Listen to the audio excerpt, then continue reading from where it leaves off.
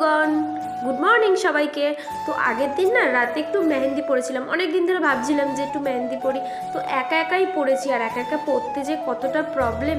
তো দেখো এই একটা হাতের মেহেন্দি কিন্তু তুলে দিয়েছি। সারা রাত কিন্তু এরকম থাকার পর শুধু সকালে কালারটা এসছে, দেখো ও তেরি কি সুন্দর কালার এসছে। আমি কিন্তু কোনো লেবু ঠেবু কিছুই দিইনি, জাস্ট সর্ষের তেল দিয়েছিলাম। আমি তো নাচতে শুরু করে দিয়েছি, এত এক্সাইটেড হয়ে গেছি, এত সুন্দর কালার এসছে। আর এই দুটো হাতে মেহেন্দি কিন্তু আমি একা একাই পড়েছি। তারপর চলো তোমাদেরকে দেখাই আমাদের গাছে শিম হয়েছে। গাছটা কিন্তু দেখতে ছোট হলে কী হবে, অনেক সিম হয়েছে। আর এগুলো না আমি তোমাদেরকে পারছিলাম দেখাবার জন্য, আর মা আমাকে বলছে তুই এগুলো পারলি কেন, এগুলো তো দানা করার জন্য রেখেছিলাম।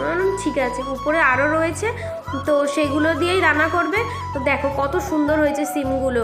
আর তারপর তোমাদেরকে দেখালাম আমাদের মা তুলে এনেছে বাগান থেকে ধনেপাতা, লাল শাক। তো আজকে মিনি ব্লগটা এইটুকুই।